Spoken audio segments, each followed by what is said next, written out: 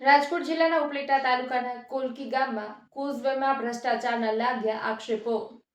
એકને એક કોઝવે માટે 2 વખત ખર્ચ કરાયો હોવાનું ઉપસરપંચ સહિતનાઓ દ્વારા ફરિયાદો નોંધાઈ છે। રાજકોટ જિલ્લા પંચાયતમાં પણ કોઝવે ખર્ચ બિલ જોવા મળી રહ્યું છે, જ્યારે ગ્રામ પંચાયતમાં પણ ખર્ચ બિલ જોવા મળી રહ્યું છે તેવું લોકો દ્વારા જણાવવામાં આવ્યું છે। સરકારી ગ્રાન્ટના નાણાંમાંથી ઉચાપત કરી હોવાની ઉપલેટા તાલુકાના કોલકી ગામે એક બાબત સામે આવી રહી છે। ભ્રષ્ટાચાર કરી સરકારી નાણાં ઉઠાવી લીધા હોવાનું ઉપસરપંચ સહિતનાઓ દ્વારા સંબંધિત વિભાગ અને કચેરીને લેખિત ફરિયાદ કરવામાં આવી છે। આ મામલે સરપંચ દ્વારા આ સમગ્ર મામલો પાયા વિહોણા આક્ષેપ હોવાનું કહી વાતને નકારી દેવામાં આવી છે। મંજૂર થયેલા કોઝવેનું કામ 2 અલગ અલગ દિશામાં બતાવી એક જ વસ્તુના 2 વખત પૈસાના બિલ મંજૂર થયા હોવાની બાબત સામે આવી રહી છે।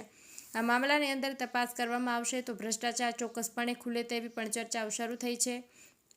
કોલકી ગામના સરપંચના ભાઈના નામના બિલ વાઉચર પાસ કરવામાં આવ્યા હોવાની બાબત પણ સામે આવી છે। કોલકી ગામના સરપંચના પત્ની ઉપલેટા તાલુકા પંચાયત કચેરીના ઉપસરપંચ હોવાથી ભ્રષ્ટાચાર કર્યો હોવાની ચર્ચા થઈ રહી છે। ભ્રષ્ટાચારમાં જે તે સમયના એન્જિનિયર અને અધિકારીઓ હળીમળીને ભ્રષ્ટાચાર કર્યો હોવાના પણ ગ્રામજનોમાં ચર્ચા થઈ રહી છે। ભ્રષ્ટાચાર અંગેની તપાસ કરવામાં આવે તો જે તે સમયના અધિકારીઓ અને પદાધિકારીઓ સહિતના સૌ કોઈનો ભ્રષ્ટાચાર ખુલે તેવી પૂરેપૂરી સંભાવનાઓ સૂત્રો પાસેથી પ્રાપ્ત થઈ રહી છે। ભાવેશ ગોહિલ, ઉપલેટા। મારું નામ પરેશ ચંદુભાઈ ભેંસદડિયા, ગામ કોલકી, ત્યાંનો ઉપસરપંચ છું હાલમાં। હવે મારી લેખિત મેં ફરિયાદ કરેલી છે। અહીંયા કોઝવે બનાવેલું છે, ધૂળા છગન નામનું 15માં નાણાં પંચમાંથી કોઝવે બનાવેલ છે। હકીકતમાં તે કોઝવે ત્યાં બન્યું નથી ને જે આ કોઝવે બન્યું છે તે જિલ્લામાંથી બન્યું છે, જિલ્લા પંચાયતની ગ્રાન્ટમાંથી બનેલું છે। એ 8 લાખની અંદાજે 8 લાખની આસપાસની કિંમતનું બનાવેલું છે અહીંયા ને આ ખેતરનું નામ છે મોહનભાઈનું નામ છે, આની સોનું ખેતરનું નામ છે રૂડા છગન ભાઈનું નામ છે ને વચમાં આ કોઝવે બનાવેલું છે। એક કોઝવે બન્યો છે ને એક નથી બન્યો, જિલ્લા પંચાયતમાંથી બનાવેલો કોઝવે બન્યો છે ને કોલકી ગ્રામ પંચાયતમાંથી રૂડા છગન નામનો કોઝવે અહીંયા બન્યો નથી। તેની અમે લેખિત ફરિયાદ ડીડીઓ સાહેબ, કલેક્ટર સાહેબ, ગાંધીનગર મુખ્યમંત્રી સાહેબ, પછી એન્ટી કરપ્શન બ્યુરો અને ઉચ્ચ અધિકારીઓને કરેલ છે। માગણી શું કે આ ભ્રષ્ટાચારીઓને પકડવા હતું એ જ।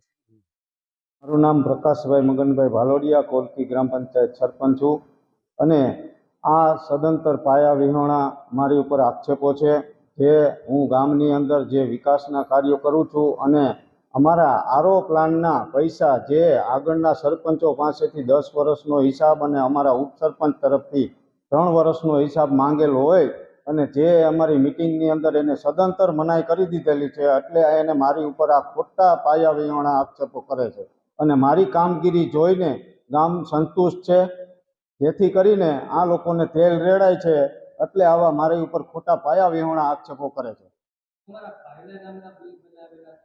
એ તો એજન્સી તરીકે કામ કરતા હોય એટલે તો એ થાય જ નહીં, તો ગમે એની ઉપર એજન્સી તરીકે બિલ બનાવવાના જોઈએ મજૂરી ઉપર।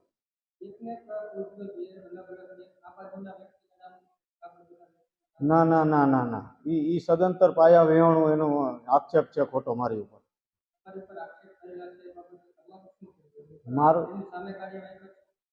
કાર્યવાહી એટલે આરોના પૈસાની છે, હું એની ઉપર કાર્યવાહી કરવાનો જ છું એની ઉપર। હવે બસ આગળની કાર્યવાહી આ જ કે આરોના પૈસાનો હિસાબ મને 15 વર્ષનો ચૂકતે કરી દે। એટલે લોકોના પૈસા હે, મારા પૈસા નથી, લોકો માટે કરું છું।